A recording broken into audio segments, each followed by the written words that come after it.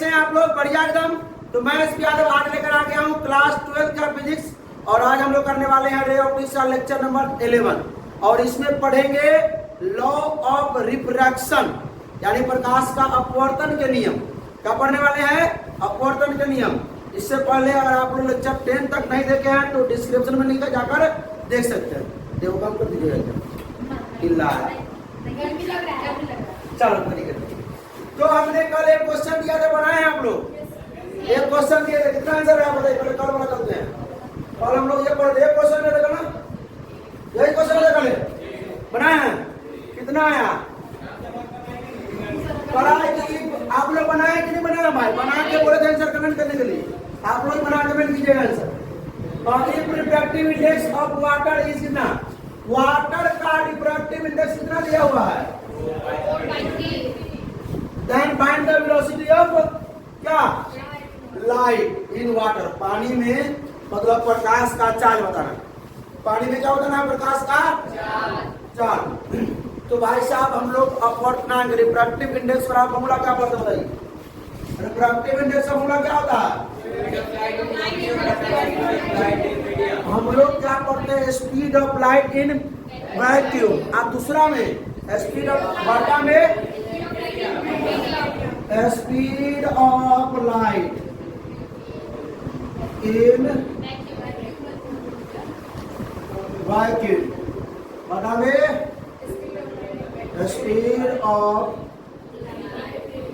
Light in medium. Vacuum में कितना होता है? 3 × 10⁻⁸ मीटर पर सेकेंड। और speed of light in medium, medium मतलब water.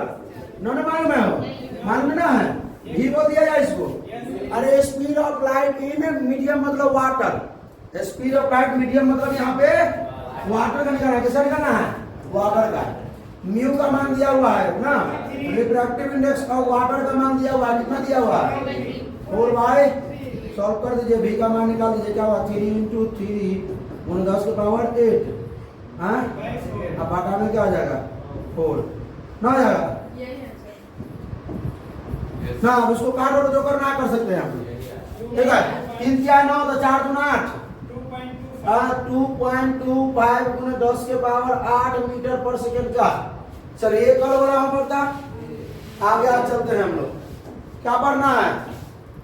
Law of refraction. Law of refraction दूगो पढ़ना होता है ना। जैसे प्रकार लॉ ऑफ रिफ्लेक्शन में दूगो था ना, उसी प्रकार सेम ये भी है ना, सेम वही।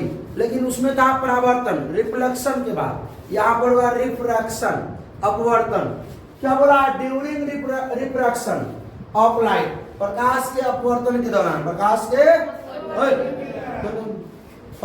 के अपवर्तन के दौरान इंसिडेंट रे मतलब आपतित किरण, रिफ्रैक्टेड रे अपवर्तित किरण, एंड नॉर्मल मतलब अविलंब at the point of incidence line मतलब आपतन बिंदु पर खींचा गया अविलंब। आपतन बिंदु पर सब क्या होता है? सेम प्लेन में। किसमें होता है? सेम प्लेन में मतलब समान तल में होता है। अपवर्तन के दौरान आपतित किरण, अपवर्तित किरण आपतन बिंदु पर खींचा गया अविलंब तीनों सेम मतलब एक ही तल में होते हैं ना। अब ratio of sine of angle of incidence ना, यानी आपतन कोण की जया, आपतन कोण की जया। ठीक है। मतलब साइन आई साइन ना पढ़े थे? साइन आई बटा साइन आर बराबर 1 नियतांक क्लास 10 में। And angle of refraction is always equal to मतलब अपवर्तन कोण की जया ना हमेशा बराबर होता है। रेशियो अनुपात किसके अनुपात के? रिफ्रैक्टिव इंडेक्स ऑफ 2 मीडियम ना। कोई दिक्कत? चलिए तो आपतन कोण की जया, अपवर्तन कोण की जया के अनुपात ना दोनों माध्यम जो आपतन कोण की जया है, अपवर्तन कोण की जया का अनुपात। ठीक है। यानी कि ये होता है साइन आई आपतन कोण की जया, अपवर्तन कोण की जया क्या होता है? साइन आर ना का अनुपात दोनों माध्यमों के अपवर्तनांक मतलब रिफ्रैक्टिव इंडेक्स के अनुपात के बराबर होता है।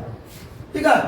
तो मान लेते हैं कि ये देखिए ये आपका हो गया आपतन कोण की जगह मान लेते हैं साइन आई। क्या मान लिया जाए? साइन को इसी लेते हैं बटा में नीचे साइन आर। अपवर्तन दोनों का अनुपात बराबर क्या होता है, एक नियतांक होता है। तो ना म्यू क्या हो जाएगा, आप डाटा लिख दीजिएगा कि एक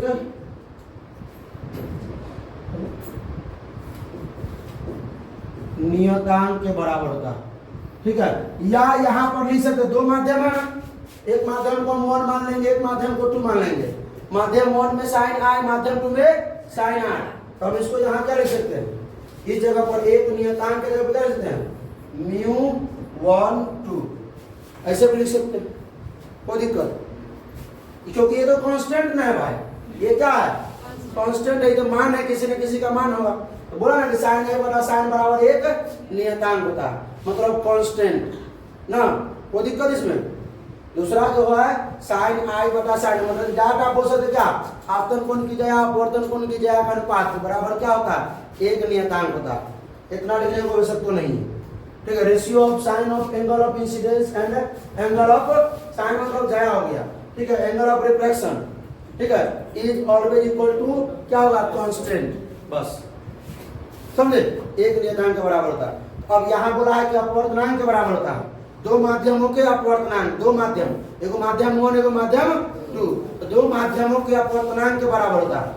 अब इसको हम लिखना चाहते कैसे लिख सकते हैं, म्यू 2 बटा म्यू 1 ना, इसका मतलब क्या हो गया, रिफ्रैक्टिव इंडेक्स 2 म्यू 2 1, मतलब अपवर्तनांक 2 के कारण, ठीक, 2 अपवर्तनांक 2 का 1 के कारण, 2 का अपवर्तनांक 1 का, मतलब माध्यम 2 का अपवर्तनांक 1 के कारण, ठीक है, ये हो गया, बात समझे क्या। तो ये तो भाई क्या, ये क्या है आपका, ये तो कांस्टेंट ना क्या है, तो ना बोले कि साइन आई बड़ा साइन बराबर एक नियतांक। अब इसको प्रूव करते हैं, टेंशन नहीं लो, चलिए।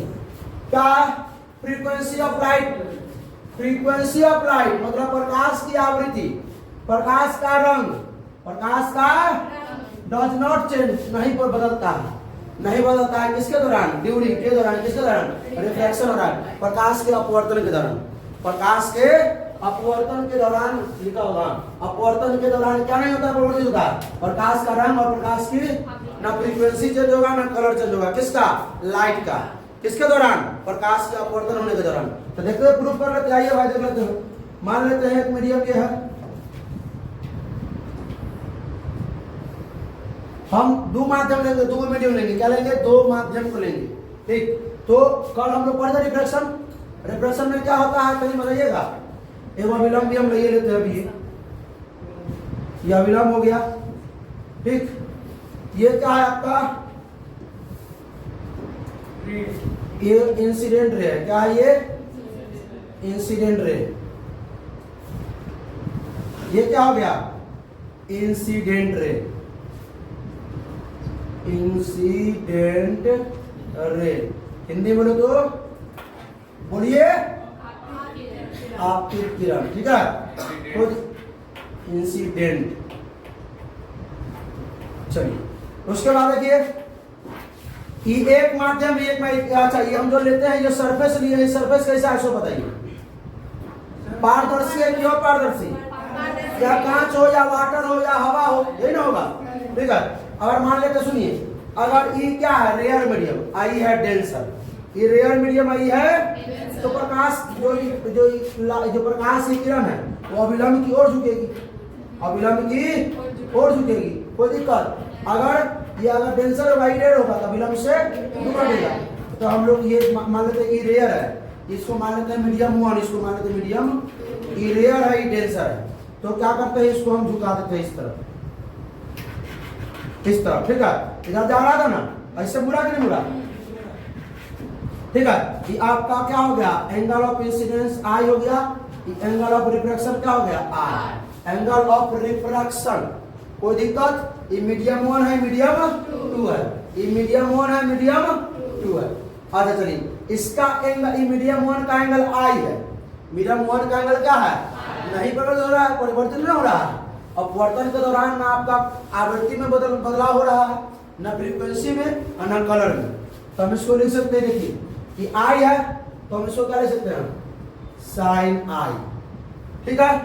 और इस माध्यम का अपवर्तनांक हम क्या मान ले, सो बताइए, इस माध्यम का अपवर्तनांक को म्यू 1 मान ले, इस माध्यम का अपवर्तनांक क्या मान ले, म्यू 2 मान ले, और इस माध्यम का भी तो कुछ ना कुछ अपवर्तनांक होगा ना भाई। हवा है तो इसका अपवर्तनांक 1 हो जाएगा, सॉरी अगर वैक्यूम है 1 हो जाएगा, हवा है तो 1.0027 इसी कुछ होता है। अगर ये वाटर है तो इसका क्या हो जाएगा 1.3 हो जाएगा। तीन कोई दिक्कत भाई। अगर कांच है एक माध्यम है ना भाई, इस माध्यम का अपवर्तनांक होगा कि नहीं होगा? इस माध्यम का भी अपवर्तनांक होगा, इसका मान लेते हैं μ1, इसका मान लेते हैं μ2। ठीक है चलिए, तो हम इसको लिख सकते हैं, इस माध्यम के लिए लिख सकते हैं, क्या लिख सकते हैं μ1, क्या लिख सकते हैं μ1 sin I बराबर इस माध्यम के लिए नीचे वाला माध्यम के लिए क्या कर सकते हैं, ये अपवर्तन का नहीं लिखते हैं, लिख दीजिएगा। ये हो गया आपका क्या रिफ्रैक्टेड रे, मतलब अपवर्तित, मतलब अपवर्तित किरण। ठीक है, अब सुनिए इस माध्यम के लिए क्या लिखे बोलिए थोड़ा μ2 sin I। कोई दिक्कत, सॉल्व कर लिया जाए। अब क्या लिखते हैं हम लोग, अभी जो पढ़े हैं लॉ ऑफ रिफ्लेक्शन पढ़े, रिफ्रैक्शन पढ़े कि पढ़े, लॉ ऑफ रिफ्लेक्शन क्या पढ़े साइन बटा साइन आर, तो साइन आई, ठीक है, गुना में मिला करके साइन आर, साइन आर। कोई दिक्कत इसमें, बराबर के बाद क्या है μ2, क्या है अब उधर क्या है गुना में साइन आई, μ1 इधर आकर के भाग में μ1। इसमें किसी को दिक्कत तो बताइए, साइन आई बटा साइन आर, ये क्या हुआ, ये कांस्टेंट है कि नहीं? अरे कुछ ना कुछ इसका वैल्यू ना होगा भाई, वेरिएबल थोड़ी ना है, वैल्यू होगा। एक नियतांक के बराबर हुआ कि नहीं बराबर हुआ, कांस्टेंट के बराबर हुआ कि नहीं हुआ, साइन आई बटा साइन आर कांस्टेंट के बराबर हुआ कि नहीं हुआ। अब इसको कैसे लिख सकते बताइए। अच्छा इसका मतलब क्या हुआ सो बताइए, आप इसको क्या बोल सकते हैं, अपवर्तनांक 2 का निकालना है। अपवर्तनांक किसका निकालना है 2 का, किसके कारण 1 के कारण। तो कैसे लिखेंगे, साइन आई बटा में साइन आर बराबर क्या लिखेंगे μ2 ड्यू टू 1, यानी 2 का अपवर्तनांक 1 के कारण। ये क्या होता है, बार बार कह रहे हैं क्या होता है, कांस्टेंट। क्या होता है, क्लियर हुआ भाई। छोटा सा क्लास है आज, मतलब कि कब चलेगा, थोड़ा इलेक्ट्रॉन इन्वर्टर चलेगा, क्रिटिकल में वगैरह निकालेंगे, उससे मतलब लंबा क्लास रहेगा। आज का क्लास वही 20 मिनट में हो जाएगा। नहीं चलिए, पार्श्व विस्थापन हम कल पढ़ा दिए थे, पार्श्व विस्थापन कल पढ़ा दिए थे, ठीक है। चलिए आज फिर दोबारा देख लेते हैं, कल हो गया था, कल याद कीजिएगा आप लोग, याद कीजिएगा। ये आप हम क्या लिए वाटर, क्या है ये वाटर है, क्या है वाटर, इधर एयर है, बाहर क्या है, बाहर पूरा में एयर, पूरा में क्या है एयर है। कोई दिक्कत, चलिए अब हम क्या करते हैं, इसमें हम ले लेते हैं एक नॉर्मल, क्या लिया जाए एक नॉर्मल। अब यहां से क्या करते हैं सुनिए, एयर क्या है, रेयर मीडियम की डेंसर मीडियम, रेयर मीडियम कहाँ ध्यान है, यहीं पर ध्यान है ना, मतलब लग रहा है यहाँ ध्यान है। वाटर क्या है, रेयर मीडियम, क्या है रेयर मीडियम हो सकते हैं, रेयर मीडियम हो सकते हैं, सॉरी एयर क्या है रेयर मीडियम, एयर क्या है रेयर मीडियम, क्या है रेयर मीडियम। ई वाटर क्या है डेंसर मीडियम, क्या है डेंसर मीडियम। हिंदी वाले क्या बोलेंगे इसको, विरल माध्यम, क्या बोलेंगे विरल माध्यम बोलेंगे। और इसको क्या बोलेंगे सघन, अंदर अंदर, ये हो गया आपका सघन माध्यम, क्या हो गया सघन माध्यम। कोई दिक्कत, कोई दिक्कत इसमें, सीधा से मुझसे पूछो ना। अब हाँ बोल दूंगा, काम कर रहे हैं। ये क्या है इंसिडेंट रे, क्या है ये इंसिडेंट। थोड़ा ध्यान दीजिएगा इस जगह पे, और थोड़ा झुका के लेके चलते हैं, ठीक। ये आपतित किरण है इंसिडेंट रे। यहां पढ़ने के बाद क्या होगा, अविलंब से दूर हटेगा कि अविलंब की ओर मुड़ेगा, अविलंब की ओर। कल ही बताए थे कि रेयरर से डेंसर में जाएगा तो अविलंब की ओर, रेयरर से डेंसर में अविलंब की ओर मुड़ेगा। आइए अविलंब की ओर मुड़ते हैं।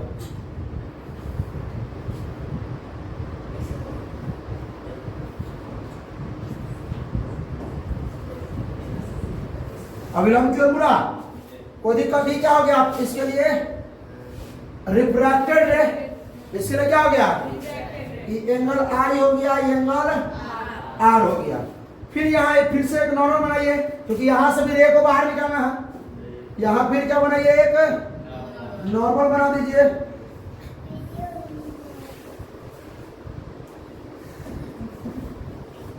नॉर्मल बना दीजिए, फिर यहां से क्या कीजिए, अब ये क्या हो गया, ये नॉर्मल के लिए यहां पर जो है पॉइंट ऑफ इंसिडेंस आपतन बिंदु, यहां पर क्या होगा आपतन बिंदु, जैसे यहां आपतन बिंदु था ना भाई, ये इंसिडेंट आप क्या है पॉइंट ऑफ इंसिडेंस है, यहां के लिए ये क्या हो जाएगा, ये क्या हो जाएगा इंसिडेंट रे, क्या हो जाएगा, डेंसर में मीडियम हुआ, ये क्या हुआ रेयर मीडियम हुआ, डेंसर से रेयर में जाएगा तो अविलंब से दूर के अविलंब की ओर, अविलंब से दूर, क्या हुआ अविलंब से दूर हटेगा।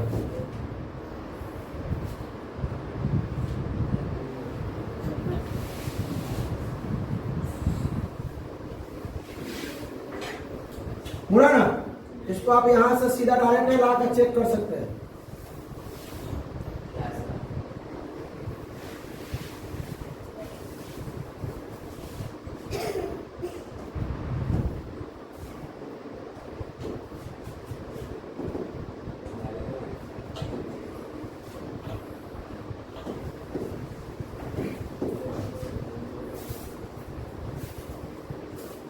ये दोनों एक दूसरे से क्या है, ये दोनों एक दूसरे क्या है पैरेलल है, मतलब समांतर है, इसी को कहते हैं क्या लेटरल डिस्प्लेसमेंट, क्या कहते हैं, कल हम नहीं बताए थे, कल ही हो गया था, ये ना था, कल ही ना हो गया था ये चीज आप लोगों को मालूम होना चाहिए कि जब रेयर से डेंसर माध्यम में प्रकाश किरण जाती है तो अविलंब की ओर मुड़ जाती है। अब यही क्वेश्चन में आ सकता है, अगर डेंसर से रेयर में जाती है तो अविलंब से, ये अविलंब था ना, अच्छा इसको हम मान लेंगे angle I, angle of incident, I क्या हो जाएगा एंगल ऑफ रिफ्रैक्शन अपवर्तन, ठीक है, ये आपका पैरेलल हो जाएगा, क्या हो जाएगा ये, कोई दिक्कत इसमें और क्या प्रकाश इंसिडेंट रे और रिफ्रैक्टेड रे दोनों पैरेलल होंगे एक दूसरे के, ठीक है, आपकी मतलब जब भी प्रकाश की किरण रेयर माध्यम से डेंसर माध्यम में आती है, फिर डेंसर से रेयर में जाती है, ठीक है, तो इंसिडेंट रे और रिफ्रैक्टेड रे, इंसिडेंट रे ये तो पहला का इंसिडेंट रे है, ये दूसरा के क्या हो गया, ये रिफ्रैक्टेड रे हो गया, क्या हो गया ये रिफ्रैक्टेड रे, ठीक है, ये दोनों क्या है पैरेलल, दोनों क्या होती है पैरेलल। चलिए अब थोड़ा त्रिकोणमिति में आइए देख लेते हैं कि अगर एकदम स्मॉल एंगल के लिए, छोटा एंगल के लिए एकदम छोटा एंगल साइन थीटा को अब लगभग क्या लिख सकते हैं, थीटा लिखते हैं, क्या लिखते हैं, tan थीटा को भी हम लगभग क्या लिख सकते हैं, थीटा लिखते हैं, क्या लिखते हैं, तो Snell's law for small angle, Snell's law for small angle, Snell law क्या निकाले तभी, μ1 sin i बराबर μ2 sin r, क्या निकाले थे, μ1 sin i μ2 sin i, sin i की जगह पर हम क्या लिख सकते हैं, पूरा sin r की जगह पे छोटा कोण है क्योंकि बहुत छोटा एंगल, बहुत छोटा कोण होने का नाम लिख सकते हैं μ1 i बराबर μ2 r, ये लिख सकते हैं। अब इसको μ1 बटा b2 i बटा r लिख सकते हैं, कोई दिक्कत, μ2 बटा μ1 और i बटा कोई दिक्कत, हाँ ये समझ में। कल क्वेश्चन करते हैं जो आइए, क्वेश्चन क्या है कि refractive index of oil, oil का रिफ्रैक्टिव इंडेक्स दिया हुआ है तेल का, तो रिफ्रैक्टिव इंडेक्स निकालना है आयल का, रिफ्रैक्टिव इंडेक्स निकालना है आयल का, निकालना है तेल का, निकालना है किसके रेस्पेक्ट में, वाटर के रेस्पेक्ट में। सुनिए तेल का दिया हुआ है, अब वाटर का मालूम है कि नहीं मालूम है, वाटर कितना होता है 4/3, 3/2, 4/3, वाटर का हमको मालूम है कितना होता है 4/3। चलिए अब देखिए, आज सुनिए पहले से 12 को समझिए, आपको तेल का दिया हुआ है, आयल का किसका दिया हुआ है, कितना दिया हुआ है 5/3 दिया हुआ है, वाटर का ही मालूम है, तो आप निकालिए पहले इसका निकालिए। पहला सवाल कहा है कि find the refractive index of oil with respect to water. पहले तेल का निकालना है, किसके रिस्पेक्ट में? पानी के रिस्पेक्ट में। तो पहले हम क्या लिखेंगे? म्यू किसका? आयल का। किसके रिस्पेक्ट में? वाटर के रिस्पेक्ट में। किसके रिस्पेक्ट में? इका IOL आयल, इसका है आयल का। तो हम क्या लिखेंगे? रिफ्रैक्टिव इंडेक्स ऑफ, बोलिए, आयल बटा में रिफ्रैक्टिव इंडेक्स ऑफ वाटर, क्या लिखेंगे? कोई दिक्कत? तो आयल का कितना है भाई? 5/3। नीचे तो भाग में हो जाएगा कितना? 4/3। सॉल्व कर लीजिएगा। 5/3 गुने 3 बटा हो जाएगा सॉल्व, ठीक है। चलिए उसका दूसरा सवाल क्या पूछा कि एंड रिफ्रैक्टिव इंडेक्स निकालिए किसका? वाटर का। किसका निकालिए? किसके रेस्पेक्ट में? आयल के रेस्पेक्ट में। तो म्यू क्या लिखेंगे? वाटर का निकालेंगे। किसके रेस्पेक्ट में? आयल के। तो ऊपर किसका हो जाएगा? रिफ्रैक्टिव इंडेक्स वाटर का, और नीचे क्या हो जाएगा? रिफ्रैक्टिव इंडेक्स किसका? आयल का। तो वाटर का क्या? 4/3 भागा 5/3। सॉल्व कीजिएगा तो 4/3 गुना में 3/5। कोई दिक्कत? निकाल लीजिएगा। चलिए अगला देखिए, अगला सेम क्वेश्चन है। अगला refractive index of ice, ice का दिया है। आइस मतलब बर्फ का कितना? 6/5। और निकालना है रिफ्रैक्टिव इंडेक्स भी निकालना है, ज्ञात करना है आइस का refractive index with respect to water. फिर वाटर दिया, तो वाटर का जनरेट करते हैं क्या होगा? सो 4/3। ये खुद से हो जाएगा सॉल्व, हो जाएगा सॉल्व। सिस्टम भाई किसका निकालना? आइस का। रिफ्रैक्टिव इंडेक्स आइस का निकालना है। आयल नहीं है, यहाँ पर आइस है विथ रिस्पेक्ट टू वाटर। तो ऊपर आइस, नीचे वाटर कर दीजिएगा, हो जाएगा सॉल्व। आप लोग भी सॉल्व कर लीजिएगा, ठीक है। और कमेंट में आंसर कर दीजिएगा, ठीक है। आंसर जो है कमेंट कर दीजिएगा इसका। चलिए आज इतना ही पे इसको खत्म करते हैं, ठीक है। फिर अगले मिलेंगे हम लोग क्रिटिकल एंगल निकालेंगे और क्या निकालेंगे? टोटल रिफ्रैक्शन इंटरनल में, ठीक है। चलिए तो अगले क्लास में मिलेंगे। कैसा लगा वीडियो? अच्छा लगा तो अपने दोस्तों के साथ शेयर कीजिए, ठीक है। हंसते रहिए, मुस्कुराते रहिए, पढ़ाई करते रहिए। All the best.